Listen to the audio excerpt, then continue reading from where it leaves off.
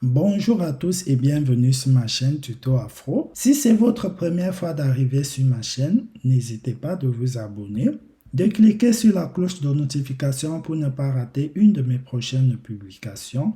Je publie tous les mercredis et samedis 18h30 heure de Paris.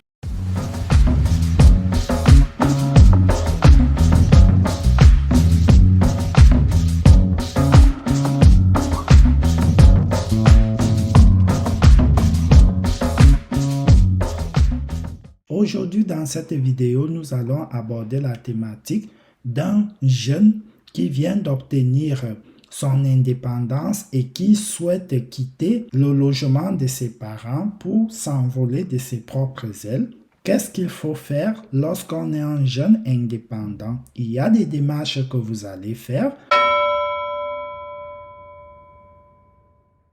Vous souhaitez quitter le logement de votre parent ou de vos parents parce que vous êtes étudiant, apprenti ou alternant. Comment trouver donc un logement? Il y a les types de logements. Il y a le logement du Crous, il y a le logement chez un particulier et il y a des chambres meublées chez habitant. Vous allez choisir en fonction du type de logement que vous voulez. Il faut savoir que dans un logement, il y a des charges à payer, donc il y a le chauffage, eau, électricité et Internet. Ceci va dépendre en fonction de l'appartement. Au niveau du Crous, vous allez devoir déposer une caution. Ici, vous pouvez avoir la garantie Vissal.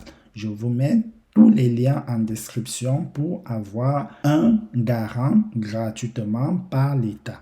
Ici, vous déposez une caution équivalente au loyer. Si vous êtes bénéficiaire d'une bourse de critères sociaux, vous pouvez aussi le faire. Et ici, dans le chauffage, ici, généralement, le chauffage est inclus dans le loyer, dans les logements du Crous. L'aide personnalisée au logement, dont l'APL, AE/AFE pour la CAF et pour les logements partenaires. Donc, chez les propriétaires, vous aurez droit à cela. Assurance logement. En tant que locataire, vous avez l'obligation de souscrire à une assurance pour le logement que vous louez.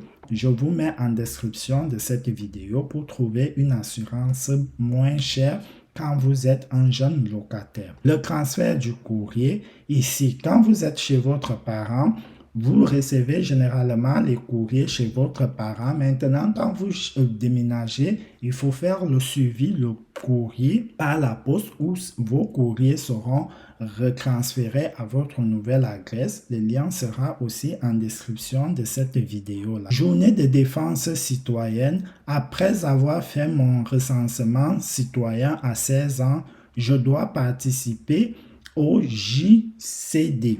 Voilà, si je veux faire les JCD à proximité, voilà, ici, jusqu'à mon 25e anniversaire, je dois déclarer au Centre national chaque changement de situation familiale, professionnelle, déménagement qui me concerne.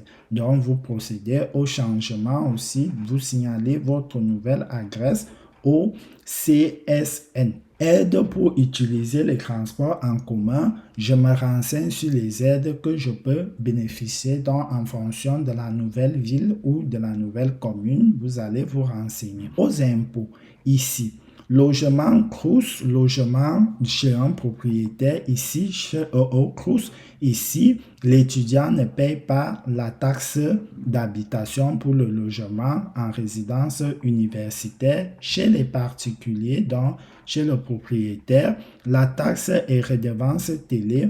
Si le 1er janvier, tu es locataire, je dois payer la taxe d'habitation. La taxe, voilà. Ici, si je suis imposé pour la taxe d'habitation, je peux être redevable pour la contribution audiovisuelle sur certaines conditions. Concernant la santé, donc, je peux à nouveau chercher un nouveau médecin traitant parce qu'il ne sera plus dans la nouvelle ville. Je m'informe au règlement ou aux règles en vigueur s'agissant de l'affiliation d'un étudiant à la sécurité sociale. Si mon déménagement est définitif, je quitte le domicile de mes parents de façon définitive. Je déclare le changement d'adresse aux divers organismes Internet. Je dois actualiser ma situation auprès des entreprises qui gèrent mes contrats, abonnements et tout le reste. Je dois m'inscrire, inscrire la nouvelle adresse sur ma carte grise et tout le reste, pièces d'identité, permis de conduire. Je dois faire modifier mes papiers d'identité et ma carte électorale pour les Français, pour les Européens et les autres. Donc, c'est ici que se termine cette vidéo. Vous quittez le cocon familial parce que vous êtes devenu salarié. Voilà, vous décidez, soit vous êtes parti en couple, vivre avec une autre personne ou vous avez votre appartement tout seul. Comment vous pouvez trouver des logements?